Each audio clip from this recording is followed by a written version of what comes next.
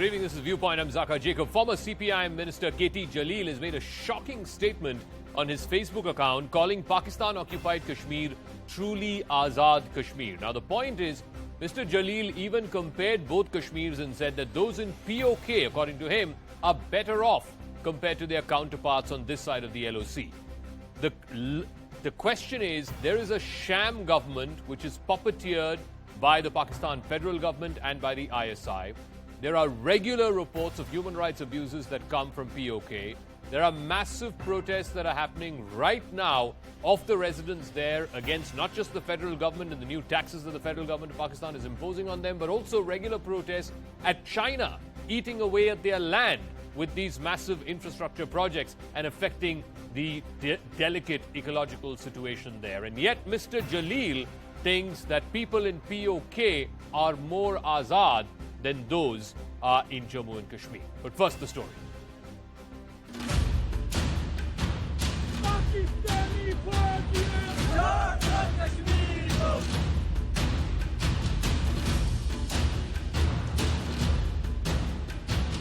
Go and meet Jaleel and collect the details.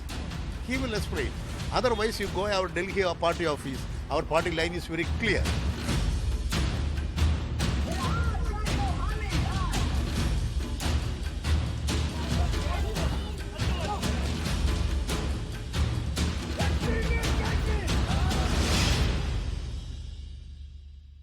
All right, on the talking point this evening, Charu Pragya, national spokesperson of the BJP, will be joined by Dr. Kamar Chima, strategic and political analyst from Pakistan. Sumansi Raman is a political analyst joining us from Chennai, and Kalishwaram Raj is a lawyer with the Supreme Court and political commentator. Charu Pragya, let me start with you. I mean, the fact that an Indian politician can say that he believes that those in so-called Azad Kashmir are more Azad than Jammu and Kashmir, I mean, it is A, an insult to our armed forces, and B, more importantly, it completely belies the facts on the ground.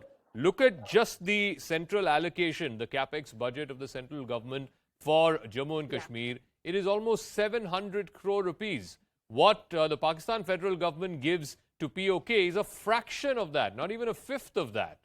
I mean, the point is, how either Mr. Jaleel is ignorant or he is deliberately provoking this. No, I don't think he's ignorant, but he is somebody who wants to side with the separatists. And there is a very clear demarcation between Kashmiriyat and separatism. Unfortunately, he does not understand that basic difference. And Zaka, I'm not just saying this. The fact is that him and many politicians like him in the past have tried to drive a wedge. And that is one of the reasons why the region of Jammu and Kashmir has suffered greatly for decades. And I'm going to give you some facts. I want to give our viewers some facts so that he gets an idea about the kind of work government of India is doing in the area which is Pakistan-occupied Kashmir. First of all, there is no such place which is free Kashmir. If Pakistan occupies it, it is still an occupied land and it's actually legitimately belonging to our nation.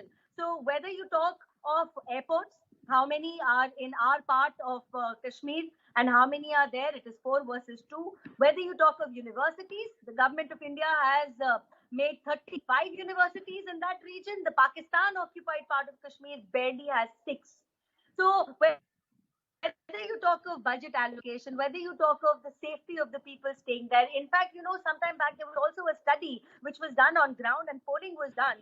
People who lived in the so-called Pakistan-occupied Kashmir where they call themselves free wanted India to take over the management and the administration because they felt that people which were just a few kilometers away from them had such far, far better lives. Unfortunately, and again I want to stress on this, certain politicians think that driving a wedge of separatism, driving a wedge of hatred between people is the only way for them to get their 15 seconds of fame, and nothing can be more unfortunate. What is absolutely appalling is that Mr. Jaleel says in his Facebook post that Pakistan, the federal government of Pakistan, has no direct control over what is happening or administrative control over what is happening in Pakistan-occupied Kashmir. That's wrong. Because if you go, Sumansi Raman, because if you go as per right now in Pakistan-occupied Kashmir, there are massive protests by the locals there against the proposed 15th Amendment, which is going to give a greater role to the Pakistan federal government and to the Pakistan Prime Minister and the Secretariat under him for direct control of Pakistan-occupied Kashmir. So to say that Pakistan or the government of Pakistan has no control over what's happening in POK is absolutely, again, bereft of facts. Zaka, in fact, there are plenty of things in the post that are bereft of factual accuracy. Obviously, calling it Azad Kashmir is completely unacceptable. It is Pakistan-occupied Kashmir. That is our official position. And Mr. Jaleel, as an elected representative of the people, has no business to refer to it as Azad Kashmir. That's point number one. Point number two, as you rightly said, I don't know. I mean, the man seems to be extremely ignorant of the reality of what is the position in Pakistan-occupied Kashmir and how Pakistan deals with Pakistan-occupied Kashmir with an extremely heavy hand. And so there is a lot that is wrong with his post. And I would honestly think it would be in the scheme of things either for Mr. Pinarayi Vijayan to come out with a categorical statement dissociating himself from what Mr. Jaleel said, or for Mr. Jaleel himself initially to accept that he's goofed up big time in terms of this post. The point that he was making about the security in Jammu and Kashmir, now he said that every few hundred meters he was able to see soldiers and so on. Now that has been part of the process of once the abrogation of Article 370 happened, the security situation has taken time to sort of settle down. In fact, even yesterday we had the sad incident where 4 of our brave soldiers were martyred. So that has been happening. But I think that we have to understand that there is plenty that is wrong with Mr. Jaleel's post. Yeah. And I personally would like to believe that the MLA is just phenomenally ignorant and unaware of what he was actually talking about. I think that the media should confront him and ask him. I'm also joined by Dr. Kamar Cheema from Pakistan. Dr. Kamar Cheema, right now in Pakistan-occupied Kashmir, there are protests by the locals against the 15th Amendment, whereby there is contemplation of direct rule by the Pakistan federal government and by the Pakistan Prime Minister's Secretariat, the National Security Council, to be directly ruling Pakistan. So that's number one. Number two, for the last 6 months or so, there have been mass protests by the locals in Pakistan-occupied Kashmir against Chinese sort of infrastructure projects, the land of POK being taken away by their resources and these big infrastructure projects, the ecological balance in a fragile part of the world like POK, that is being disturbed. As a result, there are these massive protests that are going on. And ultimately, this whole facade of a Prime Minister of AJK and a National Assembly of AJK, it's a complete facade because, this thing in Pakistan is that the Secretary Kashmir Affairs of the federal government of Pakistan is probably a more powerful man than the so-called Prime Minister of AJK.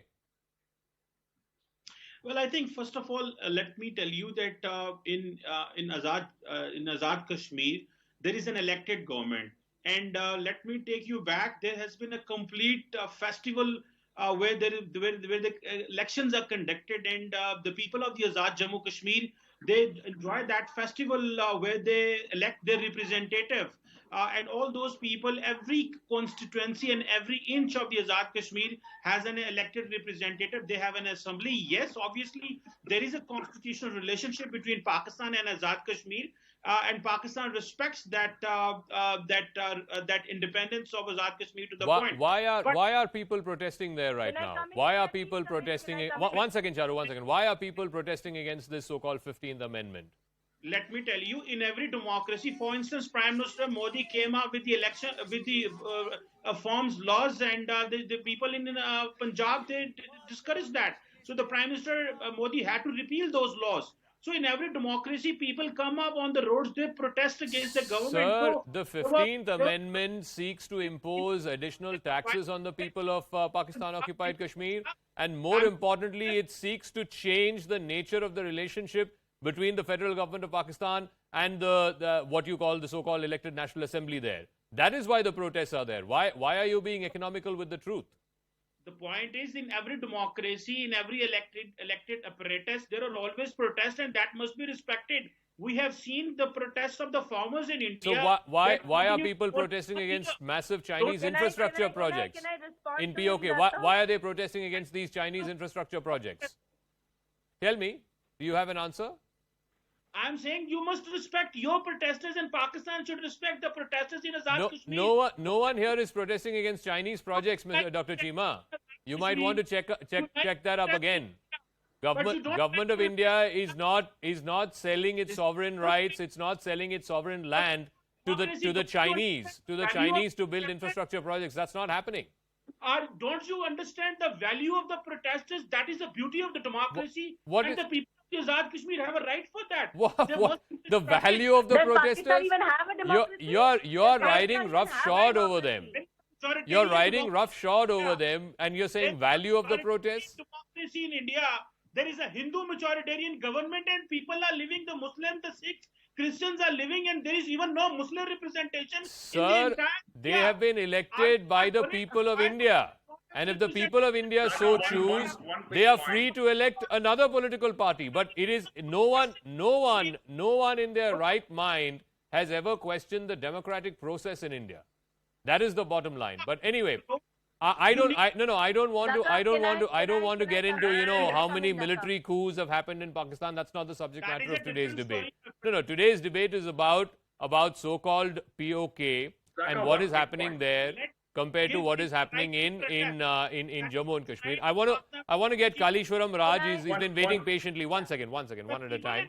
No, 1 second, Dr. Chima. I'm moving on. I'm going to Kalishwaram Raj. Kalishwaram Raj, the point again is, if Jammu and Kashmir were not in a normal situation, as K.T. Jaleel says in his Facebook post, the number of tourists from India who have gone in the last 6 months, since January, is over 1 crore.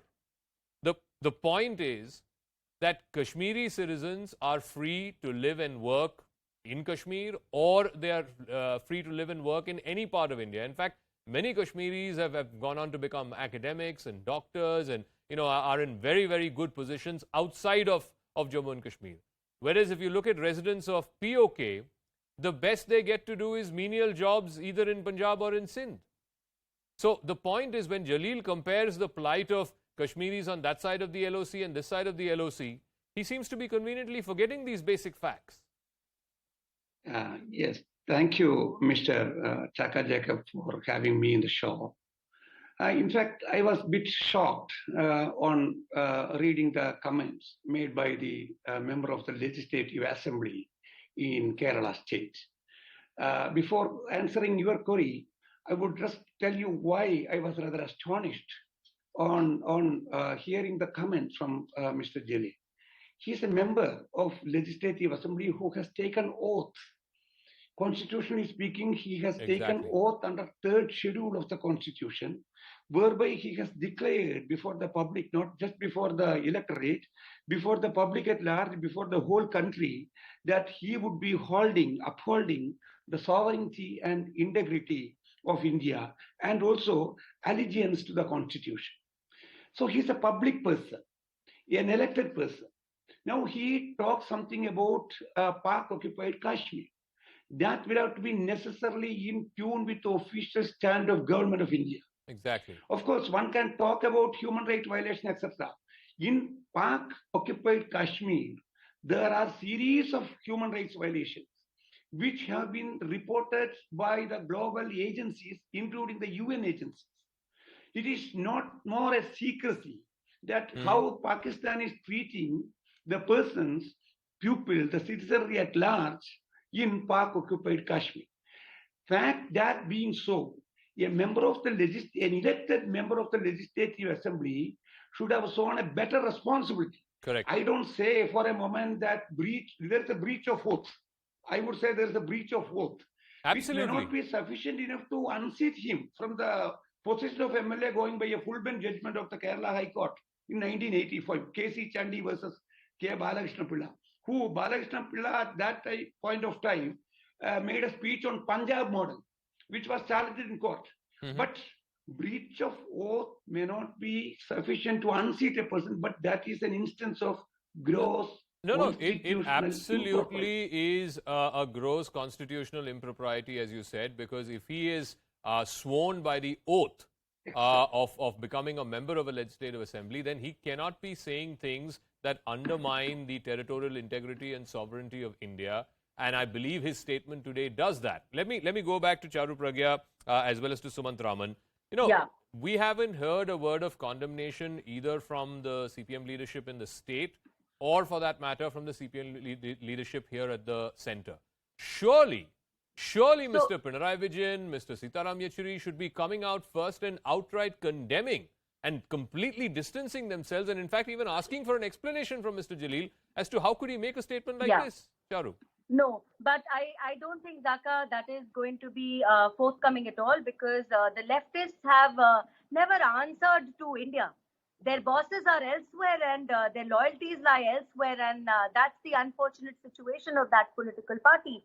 And the statements of this MLA only prove it to be true. There is no word from anybody in his party condemning it. There is no apology from him. And what he has said, I mean, forget about the fact that it is not even factual.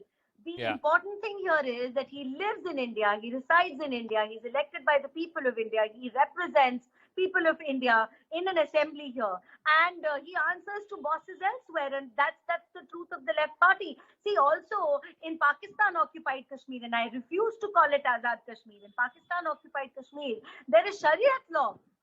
Not like in India where there is equal law for everyone. There is democracy which is actually at play, and there is development which is reaching every single village. Now, why is it if Mr. Jaleel likes that area so much and he feels it is very progressive, why doesn't he go there and stay there, and then he'll come to know whether the people what is want to also be pertinent to India now? What is or also Pakistan? pertinent, Sumant, I'm coming to you once again. What is also pertinent is that way back in 1994, and BJP was not ruling the country in 1994, it was a Congress government, it was under Narasimha Rao's government. In 1994, Parliament unanimously passed a resolution, and I read from it. It demanded that Pakistan must vacate the area of the Indian state of Jammu and Kashmir, which they've occupied through aggression. They've also gone on to say that the House notes with deep concern Pakistan's role in imparting training to terrorists in camps located in Pakistan as well as in POK, the supply of weapons and funds, assistance in infiltration of trained militants, including foreign mercenaries, into Jammu and Kashmir. Now, this was a resolution Daka, passed. can I add to that? No. This was a Even in the resolution UN. that was passed unanimously by Parliament, including by the left parties. And today, one of their members comes out and says that people in POK are better off than people in Jammu and Kashmir. Sumant, I mean, really, it goes against a parliamentary resolution. Zaka, the lack, or I mean, the ignorance of this member of the Legislative Assembly is so massive that it is frightening that he is actually a people's representative. Look, Pakistan is not only a failed state, now it is a bankrupt failed state. So now there is forget about the lives of the people in Pakistan occupied Kashmir. The lives of the people in Pakistan itself is turning out to be an extremely difficult situation for them, and they are basically running to living from IMF loan to IMF loan. So I think that somebody should educate this member of the Legislative Assembly, Mr. Jaleel, and also the fact that if the CPM does not categorically condemn his statement, then the buck stops with Mr. Sitaram Yechuri and the rest of the CPM leadership and Mr. Pinarayi Vijayan. We've got to get a categorical apology and a retraction of the statement and a dissociation of the statement made by Mr. Jaleel from the leadership. One question to Mr. Chima. Yeah. Is it not a fact that Chinese PLA troops are building a 33-kilometer road through Pakistan-occupied Kashmir? Is it not a fact that people are strongly protesting against that road?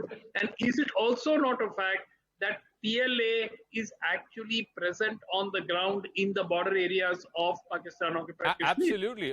Dr. Chima should clarify on that. It's not just infrastructure that the Chinese are building.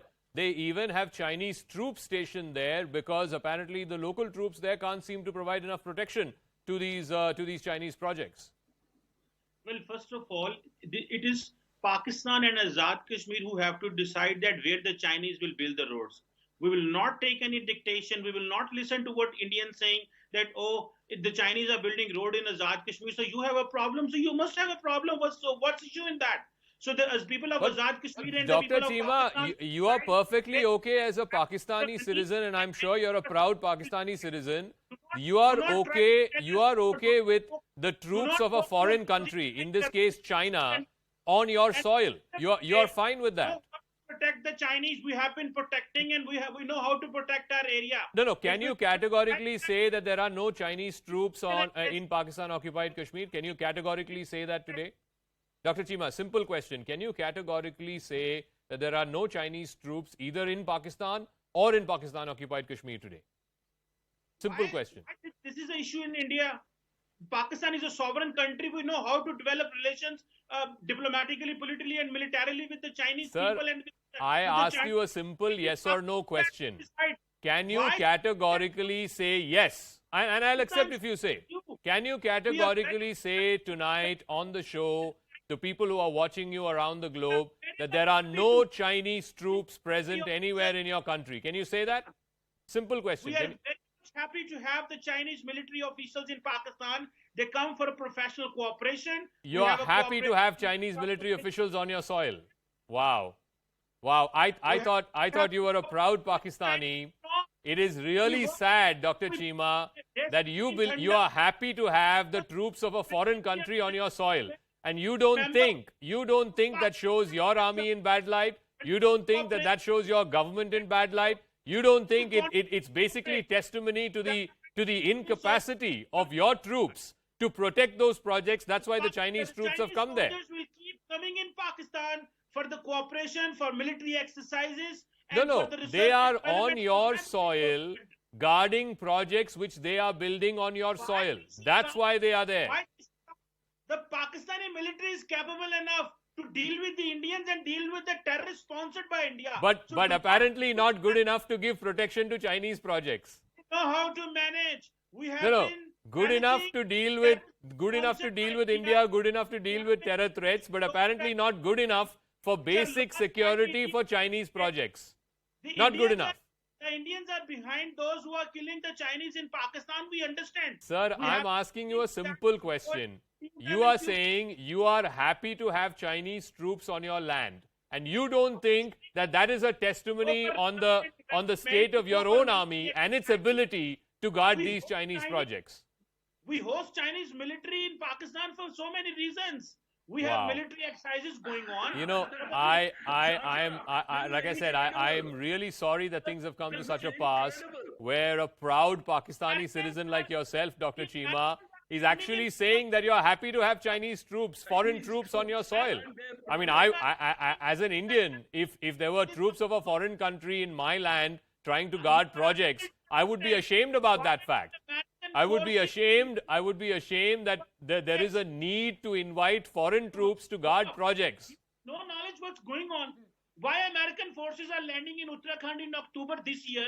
They are coming for military exercises. Sir, there are military exercises that happen out at sea. There are military exercises that happen at land. That's not the same thing as having permanent troops on ground guarding projects. The level of the cooperation between the Chinese and Pakistan. Okay, I'm going to wrap up, Dr. Chima. What can I say? What can I say other than, I feel sorry for the state of affairs in your country today where, like you said, you haven't admitted in as many words, but you said you are happy to have Chinese troops stationed in your country. But I want to move on to another story that is just breaking in. This is after Azamgarh, another big catch, another big terrorist arrest has happened from the western UP town of Saharanpur. A major terror plot ahead of Independence Day has been averted. Mohammed Nadeem has been linked to the Jaish-e-Mohammed as well as the Tehreek-e-Taliban. He was nabbed from Saharanpur by the UP ATS. He had reportedly been in constant touch with operatives and terrorists based in Pakistan all the way from 2018 onwards. Using various social media platforms, he has tried to connect with Pakistani handlers who had given him the task to quote-unquote kill Nupur Sharma. Let me go across to Pranshu, who has more details on this. Pranshu, this is a big catch. Just bring us up to speed with what is the ATS saying about Mohammed Nadeem? What is it that he is alleged to have done? Yes, Zaka. Clearly, it's a big catch, and it comes immediately on the heels of the major terror arrest which has taken place recently in Azamgarh. Now, as far as Saharanpur case is concerned, Nadeem, who is around 24 to 25 years of age, he's a highly radicalized person according to UPATS. He was actively in touch with the JEM, the Jaish-e-Mohammed, and Tehreek-e-Taliban outfits based out of Pakistan, and since 2018 he was constantly in touch.